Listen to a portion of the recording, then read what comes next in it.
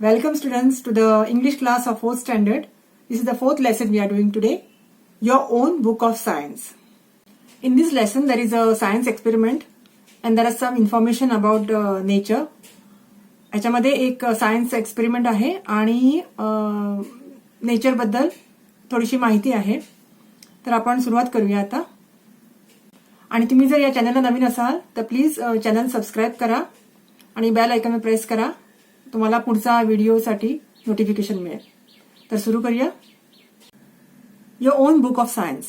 You may come across simple but amazing science experiments in magazines, newspapers, supplements or on the internet. तर तुम्ही science विचारीचे प्रयोग, वैज्ञानिक प्रयोग हे तुम्हाला मॅगझिन्समध्ये, मासिकांमध्ये, वर्तमानपत्रांमध्ये किंवा इंटरनेटवर मिळू शकतात. Okay. Collect any 5 to 8 experiments you like. तर तुम्हाला कुठलेही 5 किंवा 5च्या 8च्या दरम्यान तुम्हाला कुठलेही एक्सपेरिमेंट जे गोळा करता येतात या माध्यमांतून ते तुम्ही गोळा करायचे. Ask your parents, teachers whether the experiments are safe. आधी ते एक्सपेरिमेंट्स करायच्या आधी तुमच्या पॅरेंट्सना किंवा टीचर्सना ते सुरक्षित आहे की नाही याची खात्री करून घ्या. Ask your parents and teachers whether the experiments are safe. Then carry out the experiments. मग ते एक्सपेरिमेंट्स करायला घ्या, सुरू करा. If necessary take the help of your parents or teachers. गरज भासली तर तुमच्या पॅरेंट्स आणि टीचर्सची सुद्धा तुम्ही मदत घेऊ शकता. Record the experiments on separate sheets in your own book of science. An example is given below. तर तुमचं एक स्वतःचं वही करा तयार. त्या वहीला तुम्ही नाव द्या your own book of science. आणि त्याच्यामध्ये तुम्ही जे जे काय एक्सपेरिमेंट्स केले ते व्यवस्थित लिहून काढा. स्टेप बाय स्टेप रेकॉर्ड करून ठेवा. रेकॉर्ड म्हणजे लिहून काढा. ओके. आणि त्यातलं एक एक्सपेरिमेंट जे तुम्ही करू शकता सहज घरी ते खाली एक्सप्लेन केले. A simple experiment is given that is lifting of ice. बर्फाचा खडा उचलणं. If you want to lift ice without touching it, what do you do? Read on to find out. आता तुम्हाला बर्फाचा खडा हात न लावता उचलायचा आहे तर तुम्ही काय कराल? कसं उचलाल? तर ते कसं उचलायचं हे खाली दिलेलं आहे. So read on to find out. What you need. तुम्हाला या गोष्टीसाठी काय काय लागतं? बर्फाचा खडा हात न लावता उचलायला काय काय लागतं? First thing, ice cubes, thread and common salt. म्हणजे बर्फाचा क्यूब्स, बर्फाचे खडे, दोरा आणि साधं मीठ, कॉमन सॉल्ट जे आपल्या घरात किचनमध्ये असतं ते. What you do. Place an ice cube in a dish. तर तुम्ही काय कराल ते पुढे स्टेप्स दिलेत. एका मागोमाग एक हे स्टेप्स आहेत. So first thing is place an ice cube in a dish. म्हणजे एका बशीमध्ये किंवा एका प्लेटमध्ये आईस क्यूब्स ठेवून द्या, मांडून ठेवा. Then place a piece of thread on it. आता दोरा घ्या आणि तो आईस क्यूबवर असा व्यवस्थित ठेवा, आडवा उभा कसा येईल. Place a piece of thread on it. Sprinkle some common salt on and near the thread on the ice cube. आता जिथे दोरा ठेवलाय त्याच्या आजूबाजूला आणि दोऱ्यावर घरचं जे मीठ असतं साधं आपण जे जेवणात घालतो ते मीठ त्याच्यावर शिंपडायचं.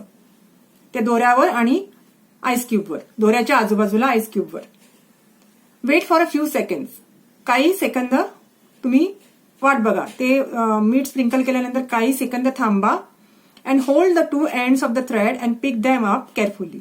काही सेकंद थांबल्यानंतर ते दोरे जे बर्फाच्या बाहेर आलेले असतात त्याला धरून तो आईस क्यूब उचलायचा.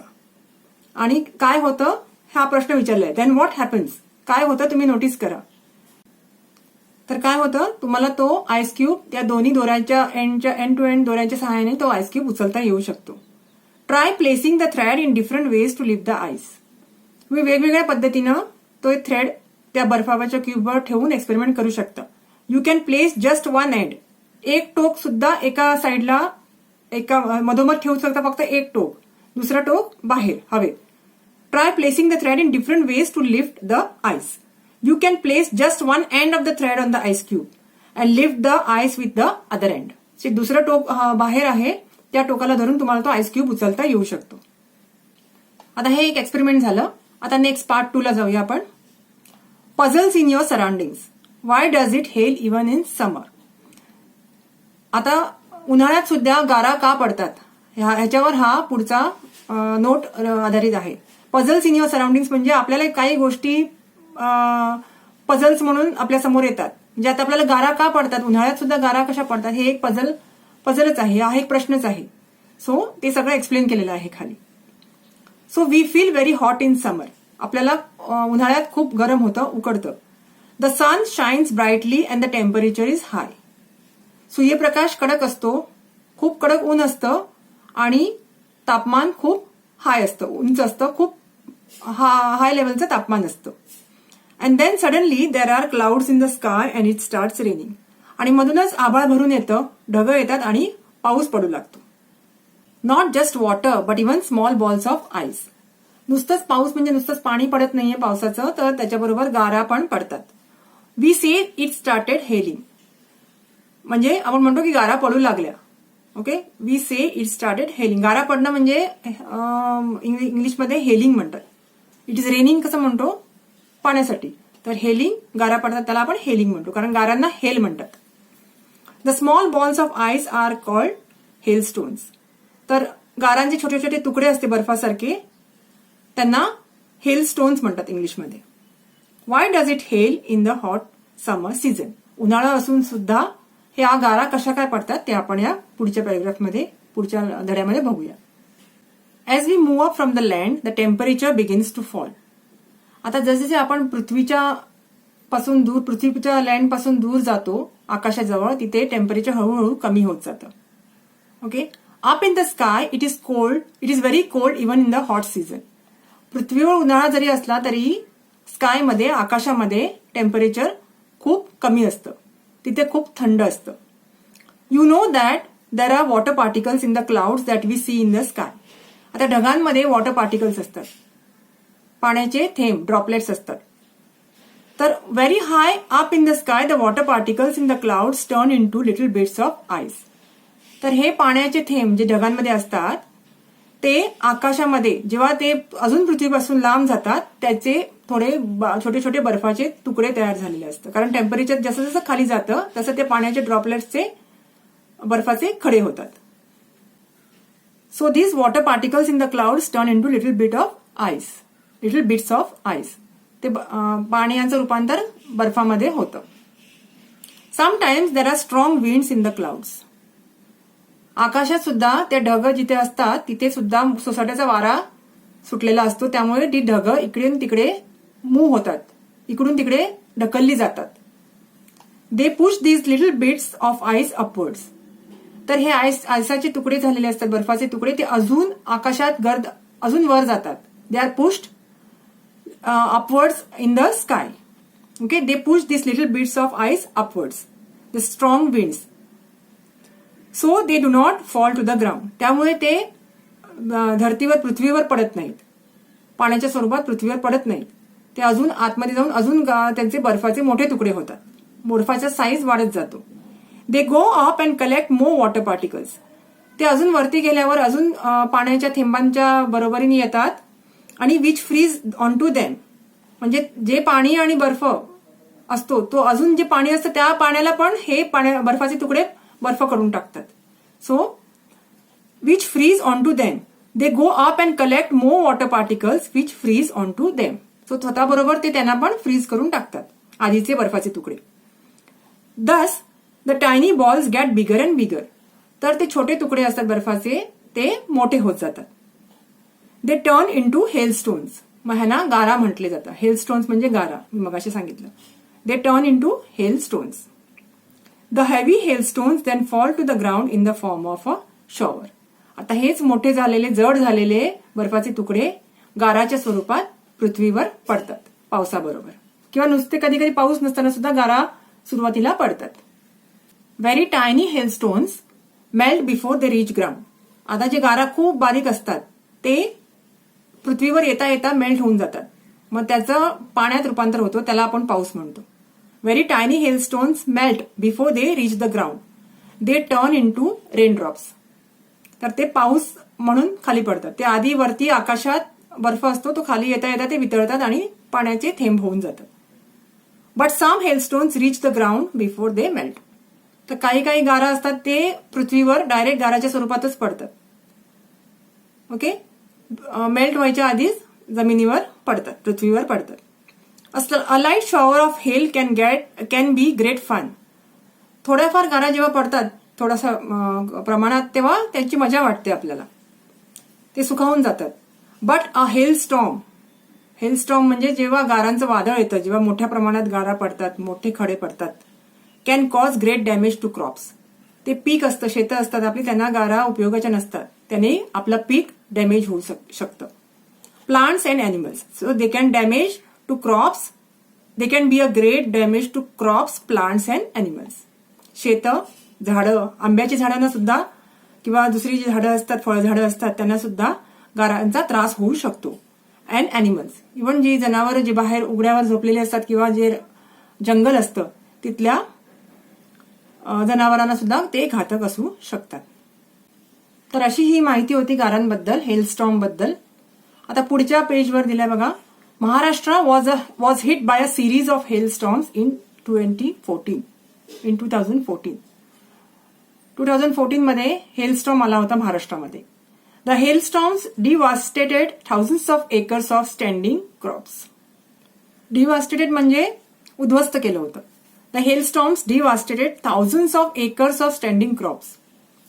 जे शेतामध्ये पीक आलं होतं, जे वरपर्यंत पीक आलं होतं, जवळजवळ कापणीला आलं होतं, त्या पिकाची नासधूस झाली. फ्रूट क्रॉप्स वर रुइंड, फळझाडं खराब झाली होती.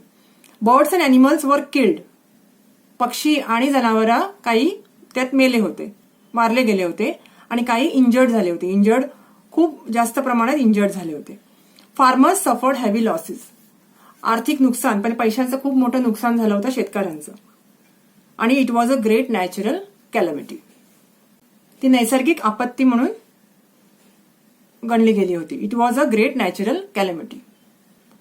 आता नेक्स्ट आहे, you may have other questions that puzzle you. आता तुम्हाला बरेच प्रश्न पडत असतील ज्याचे तुम्हाला उत्तरं मिळत नसतील, कन्फ्यूज होत असाल, किंवा प्रश्न पडत असतील की काय हे कसं होतं वगैरे, तर तुम्ही ते नोट डाऊन करायचे आहे असे सगळे प्रश्न, आणि नंतर तुम्हाला ते फाइंड आउट करायचे आहेत. तुम्हाला पेपरातून किंवा इंटरनेट ह्याच्यावरनं तुम्ही ते फाइंड आउट करायचे.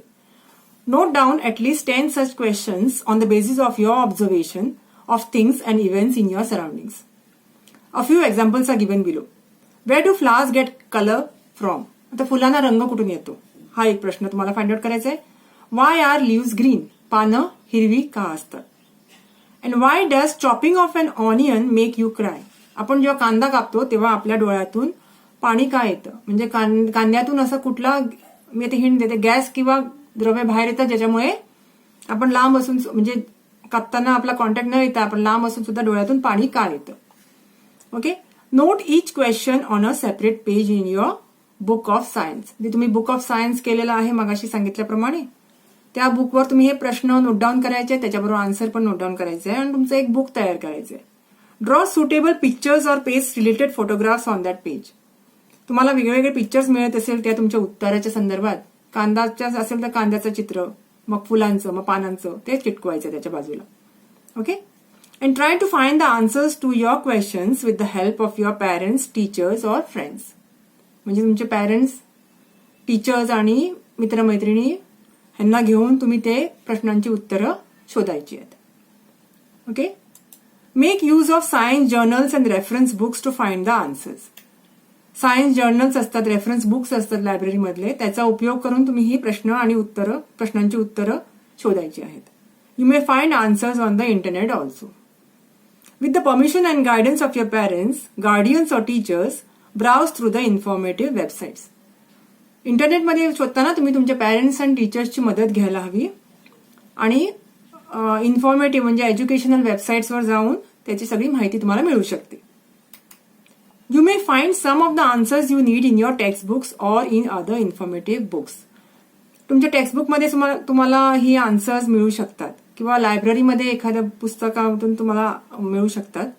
लायब्ररीमध्ये पण अशी पुस्तकं असतात ज्याच्यामध्ये हे सगळी इन्फॉर्मेशन मिळू शकते, आणि हे आन्सर्स तुम्हाला नोट डाऊन करायचे आहेत वेगवेगळ्या पेजेसवर. Note down the answers on the relevant pages. So when you have collected a few experiments and answers to your questions, put them all together in your very own book of science. तर ही सगळी तुम्हाला माहिती मिळाल्यानंतर, experiment झाल्यानंतर, तुमचा जो book of science तुम्ही तयार केलाय त्याच्यामध्ये ही सगळी माहिती लिहून काढायची आहे. ओके.